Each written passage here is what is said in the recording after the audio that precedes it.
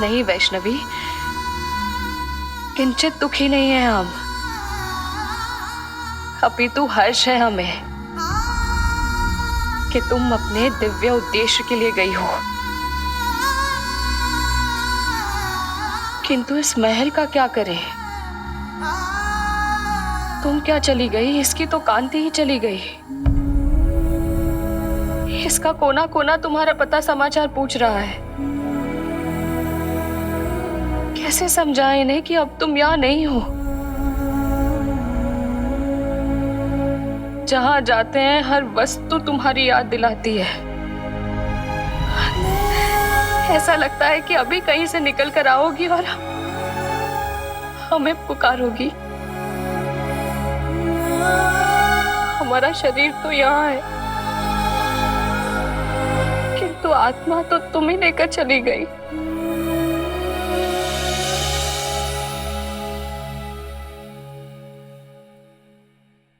हमारी चिंता नहीं करना, सदैव प्रसन्न रहना। हाँ, ईश्वर तुम्हें शक्ति दे, सामर्थ्य दे, ज्ञान और विवेक दे। ऐसे ही सबकी सहायता करना। जब कभी भय लगे तो अपने परिवार को स्मरण करना। तुम्हारा श्रीपुरम सदैव तुम्हारे साथ रहेगा। हमें तुम पर गर्व है पुत्री, सदैव रहेगा।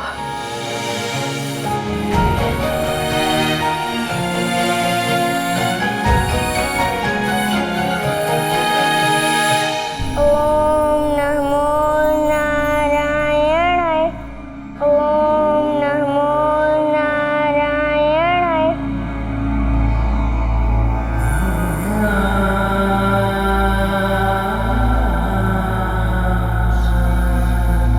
वैष्णवी से ये विरह की वेदना अब सहन नहीं हो रही है। अभी अभी तो उसने अपनी साधना आरंभ की है, किंतु हमारे लिए ये पल पल काटना कठिन हो रहा है। कैसे करेंगे उसकी प्रतीक्षा इतने वर्षों तक? यदि हमारी अवस्था ऐसी है देवी, तो धरती वासियों की दशा क्या हो रही होगी?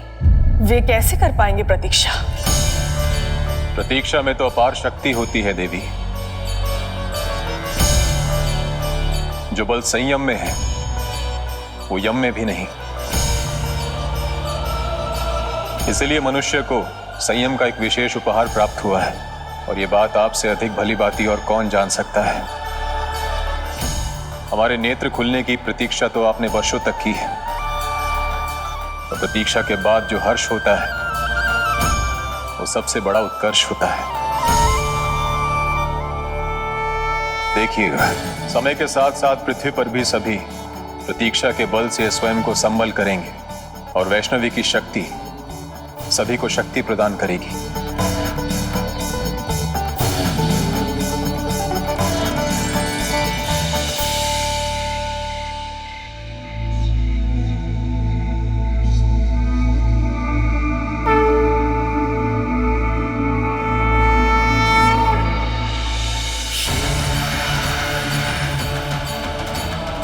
माता रानी,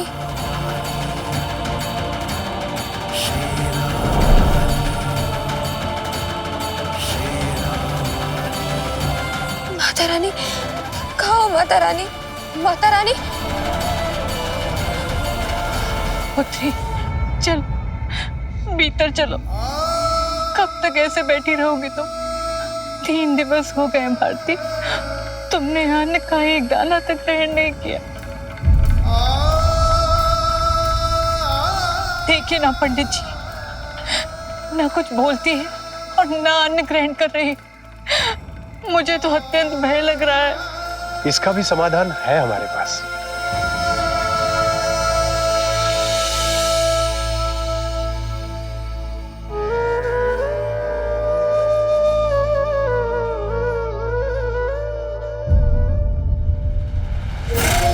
भयभीत ना हो वैष्णवी, हाथ छोड़ दो, भरोसा करो वैष्णवी।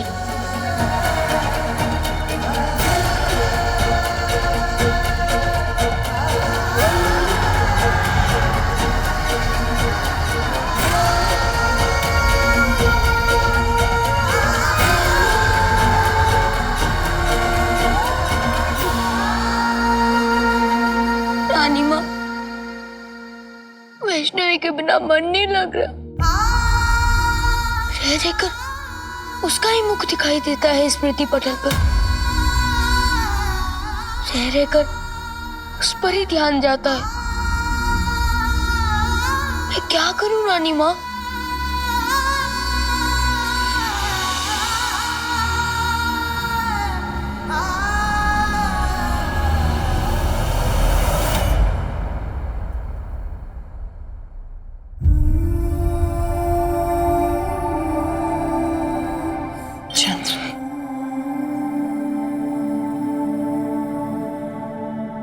पुत्र दुखी ना हो, अपना ध्यान कहीं और लगाओ, कुछ और सोचो। हाँ नहीं, वैष्णवी के विषय में ही सोचो और प्रतीक्षा करो।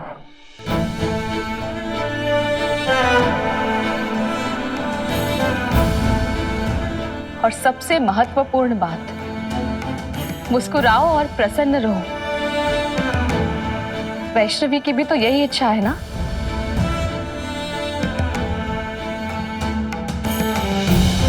किंतु दीदी महारानी उचित कह रही है।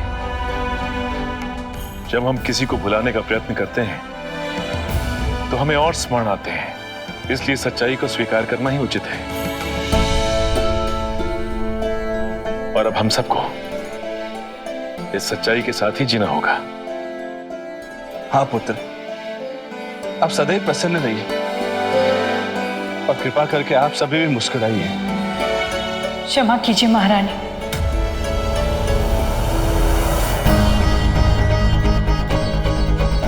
किंतु एक स्थान और है जहां आपको मुस्कान फैलानी है। भारती, भारती, हाँ नहीं तो रे, अरे देखो तो सही कौन आया है। हाँ नहीं तो रे, अरे भारती, अपने मंडली से नहीं मिलोगी? देखो तो, देखो कौन आया है। अधीरा आई है, खगेंद्र आया है, देखो देखो देखो देखो कुंभक भी आया है।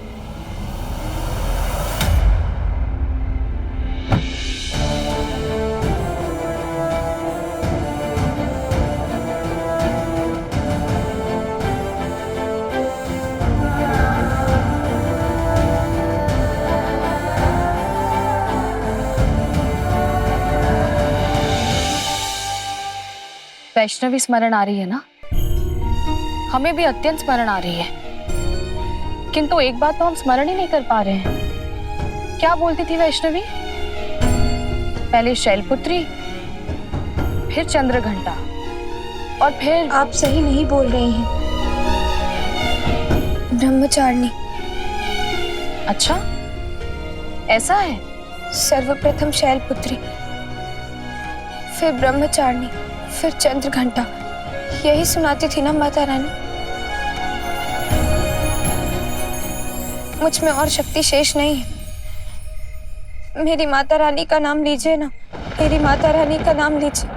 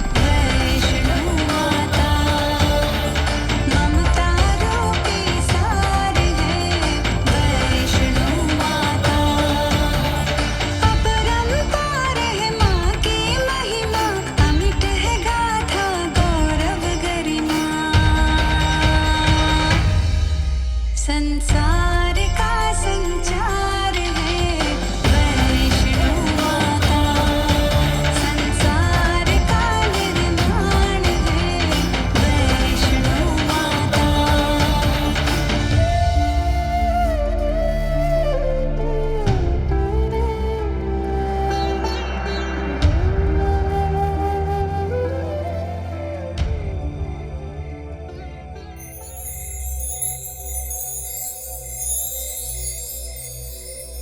खा लो पुत्री,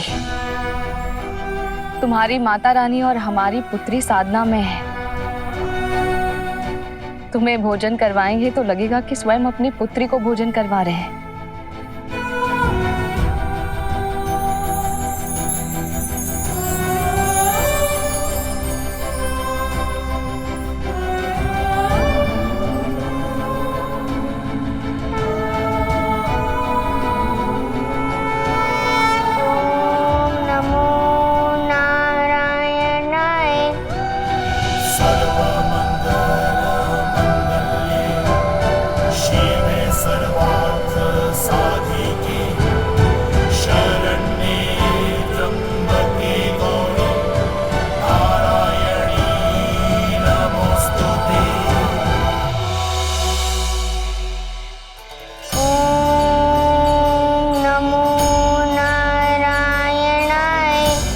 माता रानी की उपस्थिति श्रीपुर में सदैव बनी रहेगी। उनके भक्त, उनकी प्रजा वैष्णवी की दया, स्नेह और ज्ञान को समस्त संसार में सदैव बांटते रहेंगे। बधाई हो देवी, आप तीनों की निष्ठा और आस्था के कारण ही वैष्णवी समस्त बाधाएं पार करती हुई आज यहां तक पहुंची है। महादेव, हम त्रिदेवियां भले ही वैष्णवी की मार्गदर्शक बनी, किंतु हमारा मार्गदर्शन हर क्षण आप तीनों ने किया है। तो हम मान लेते हैं कि हमने जो भी किया वो वैष्णवी की इच्छा शक्ति से ही किया। इसमें तो कोई अतिशयोक्ति नहीं है ना। अब शीघ्र ही उस समय का आगमन होगा जब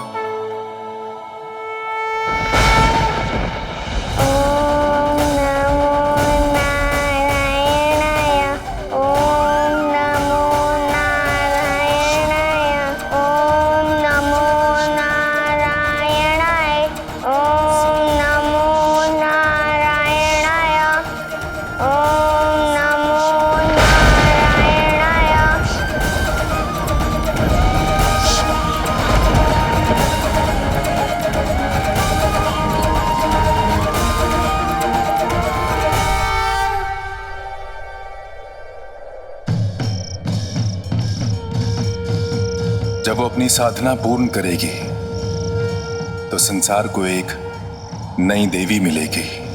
उसे सूर्य से अतुल बल मिले और चंद्र से शीतलता। उसके कार्य और प्रहार में वायु की शक्ति और गति हो, किंतु उसका हृदय गीली मिट्टी के जैसा हो, जो संसार के समस्त दुख, पीड़ा और पाप को अवशोषित कर ले, संभाल ले। प्रकृति की ऊर्जा से उसकी आत्मा का उत्थान हो। इस साधना से न केवल उसकी शक्तियां जागृत होंगी, अपितु वो सबसे शक्तिशाली, सबसे शांति प्रिय, करुणामयी, क्षमादात्री देवी भी बनेगी। ये संसार अब सज्ज है जग जननी मां वैष्णो देवी के लिए। वैष्णवी भवानी माँ के हाथों में जग की डोर, माँ के ही संकेत में हो दिन रैन साँझ और भोर। संसार का आधार है वैष्णो माता, ममता रूपी सार है वैष्णो माता।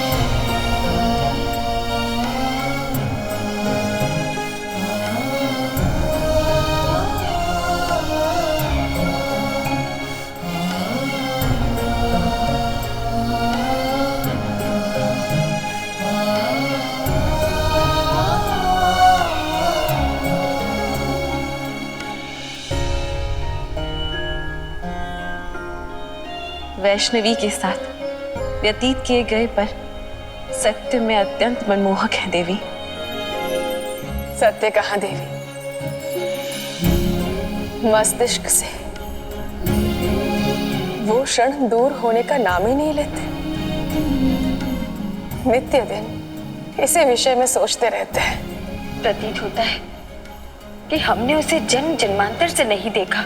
उससे मिलने की ललक इतनी तीव्र हो रही है कि हमसे प्रतीक्षा ही नहीं हो रही है।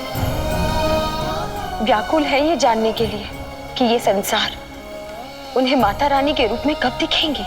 हम भी व्याकुल है देवी कि कब वो अपने भव्य रूप में दिखेंगी। संपूर्ण गरिमा और महिमा के साथ।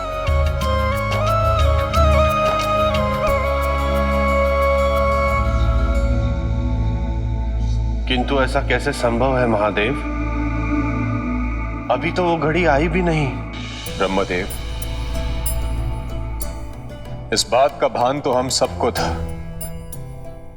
कि एक न एक दिन तो ये होना ही है।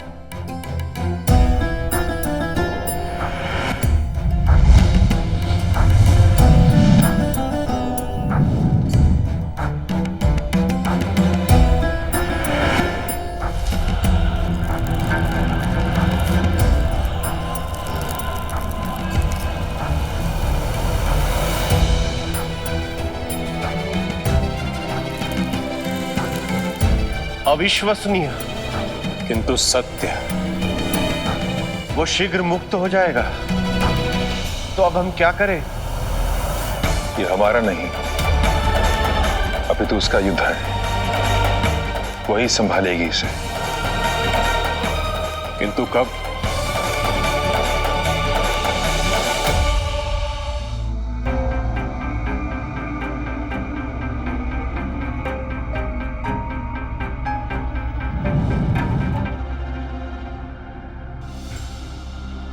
आइए, कोई प्रश्न है त्रिदेवियों के मन में?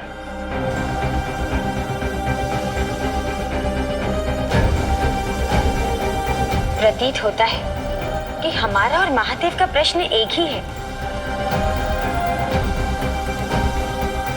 नारायण, इस संसार को माता रानी के दर्शन कब होंगे? वो शुभ घड़ी आ ही गई है देवी।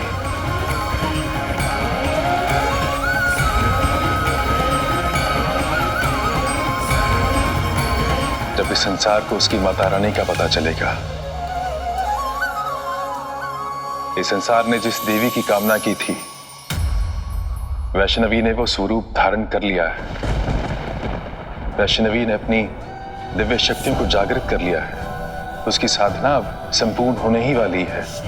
किंतु सर्वप्रथम उसकी खोज और उसका दर्शन हमारा ही 7वां अवतार करेगा।